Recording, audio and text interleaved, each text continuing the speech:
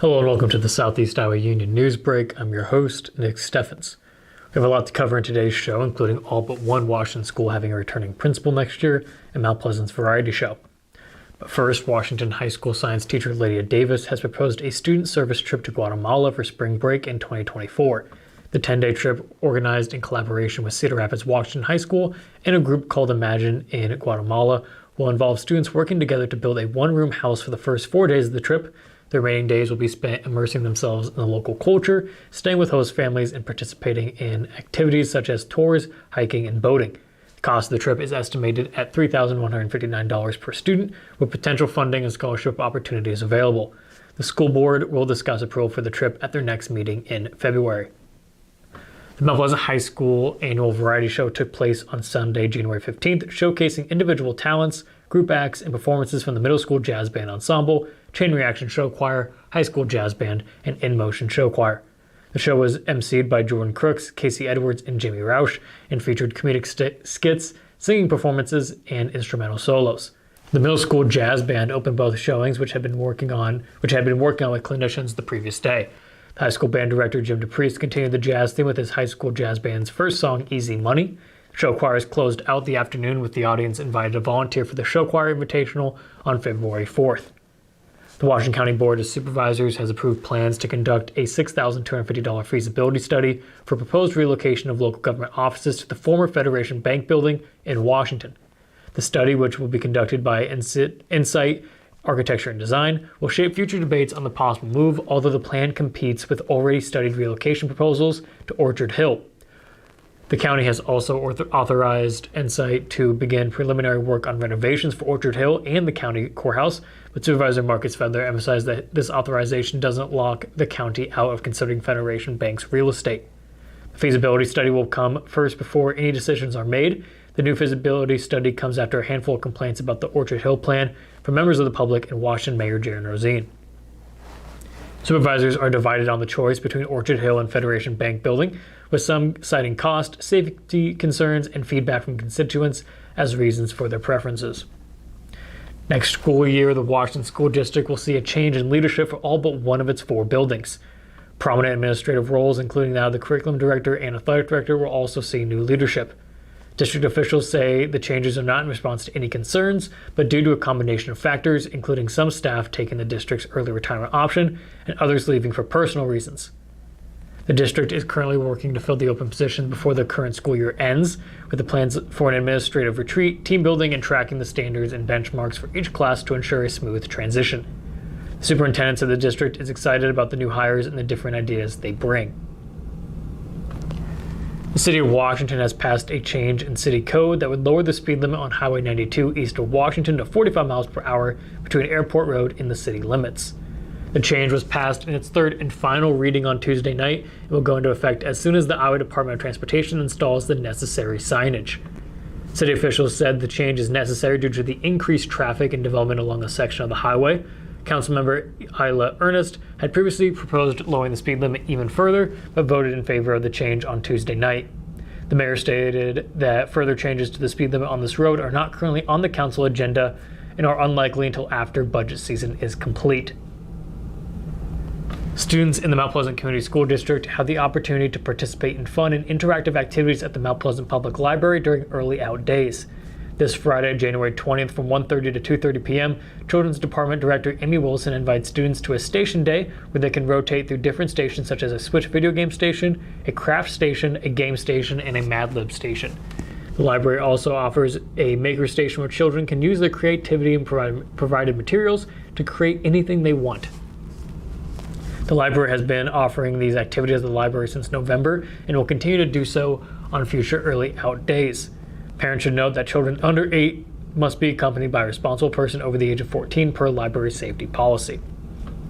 The Mount Pleasant Community School District is currently requesting pre-registration for kindergarten roundup. The school district wants to determine the number of students that can be expected in the fall of 2023 by inviting parents and guardians to pre-register children that will be 5 years old on or before September 15th for the MPCSD kindergarten program. Even children already enrolled in the district's preschool program need to be pre-registered to ensure the district has accurate numbers for the 2023-24 school year. Forms for pre-registration are available on the district website and should be returned to an elementary school or the superintendent's office by February 24th, 2023. We're going to take a quick break, and when we come back, we'll have the weather and sports. Since 1905, Kelowna Cooperative Technology Company has helped our community stay connected with the latest advancements in clear, dependable telecommunications services. KCTC provides rural Iowans with access to high-speed fiber internet, as well as phone, television, computer repair, and cybersecurity solutions. We're also proud supporters of local organizations and area schools within the community. KCTC, keeping Kelowna connected. At the Capper Auto Group, we put our customers' needs first and understand that everyone is as different as the vehicle they select. We offer new Ford, Chevrolet, Buick, GMC, Jeep, Chrysler, Dodge, and Ram vehicles in a friendly environment that puts you in the driver's seat. When it comes to service, we maintain factory-trained technicians and competitive pricing. The Capper Auto Group still believes that service after the sale provides the best customer experience. Come see the Capper experience for yourself. Hospice isn't a place, it's a type of care that focuses on living. Servicing a 7-county area, the Hospice of Washington County staff of nurses, social work, hospice aides, spiritual and grief support, volunteers, music and massage therapists are able to provide free end-of-life care where the patient lives.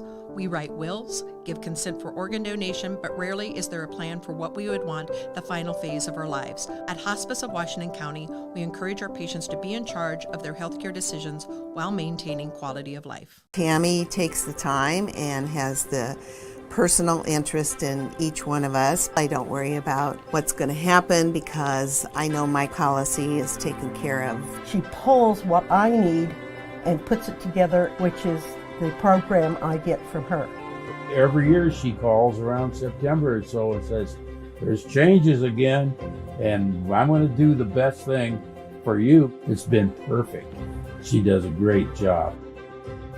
Hello and welcome back to Newsbreak. I'm your host, Nick Steffens. We have your 5-day forecast coming up, but first obituaries. Barbara Jean Gointer of St. Paul passed away on January 19th at the age of 68. Arrangements are pending at Schmidt's Funeral Home in West Point. Beth C. Janicek of Washington passed away at the age of 100. Services are pending at the Jones and Eden Funeral Home. Eunice B. Yeager of Martinsburg passed away on January 15th at the age of 95. A graveside service will be held at 11 a.m. January 19th at Compantine Cemetery. Reese Funeral Home is in charge of the arrangements. Betty Jane Barr of Mount Pleasant passed away on January 13th at the age of 98. A funeral service will be held at 10:30 a.m. January 20th at the Kimsey Funeral Home. Those obituaries. It is now time for the weather. There's a 95% chance of rain this evening and the high is 36. The rain will turn to snow tomorrow morning and the high will be 35. We will end our work week with mostly cloudy skies and a high of 30. I'm looking at the weekend now. Saturday will be mostly cloudy again with a high of 34. Finally on Sunday it'll be 37 and partly cloudy. We're going to take another quick break, and when we come back, we'll take a look at some area basketball games. Federation Bank is a locally owned bank providing award-winning customer service. We believe that we are more than just a federation of banks, but a federation of communities, serving Brighton, Richland, Wellman, and Washington, Iowa. Federation Bank's highly skilled staff is here to make sure you are able to accomplish your personal and professional goals, whatever they may be. Federation Bank, your family bank.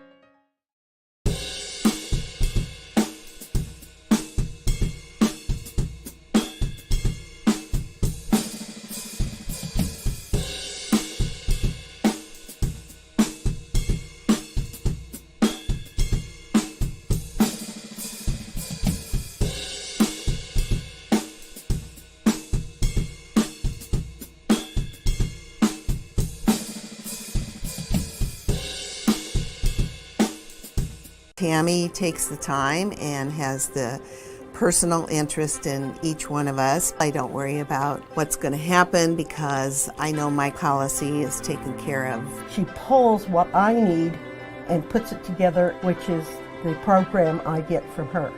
Every year she calls around September or so and says, there's changes again, and I'm going to do the best thing for you. It's been perfect.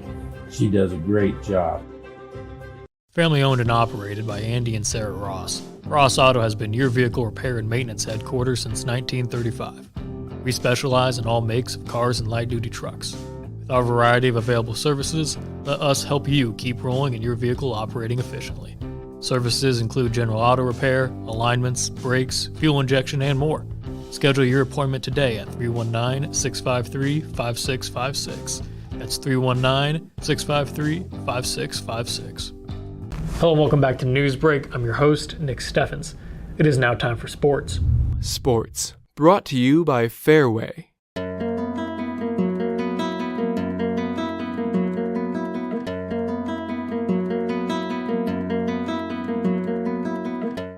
The Mount Pleasant girls basketball team earned a 65-30 victory over Danville in a non-conference matchup. The Panthers' full-court press bothered the Bears early and often, leading to a 24-point first quarter. Panthers led the game 24-13 after one quarter and 43-20 at halftime. Andre Laparedo and Tristan Scholl combined for 44 points in the win, a big night for the pair of seniors. Laparedo filled the stat sheet once again, going for 25 points, 15 rebounds, 9 steals, 6 assists, and 3 blocks. Scholl went for 19 points, 7 rebounds, and 6 assists. The Panthers are now 8-7 on the season and will put their 4-2 Southeast Conference mark on the line on Friday night when they host Washington. The Mount Pleasant Panther boys basketball team defeated the Oskaloosa Indians 72-46 in a home game, getting payback for a loss to the Indians the previous season. The Panthers dominated the game, leading after every quarter and scoring a season high in points. Aiden Ashton led the team with 23 points, followed by Peyton Higgins with 18, Nate Stroud with 14, and Owen Van Sickle with 8. The Panthers improved their record to 10-3 and have not yet lost at home. They will next play in a crucial game against conference leader Washington on Friday. The Washington Demon girls basketball team lost to Keokuk 58-35 on Tuesday night. The Demons struggled to score in the first half, only scoring 11 points, and couldn't recover from the deficit. The Chiefs' defense was strong, holding Washington to only 3 points in the first quarter. Washington's coach, Shannon Rugg, saw some improvements from the last time the teams played, but acknowledged that there is still work to be done. Adeline Long led the Demons in scoring with 12 points. Washington will look to bounce back on Friday night when they travel to Mount Pleasant for a Southeast Conference matchup. That's the news for Southeast Iowa. I've been your host, Nick Steffens. This has been your news break, and I will see you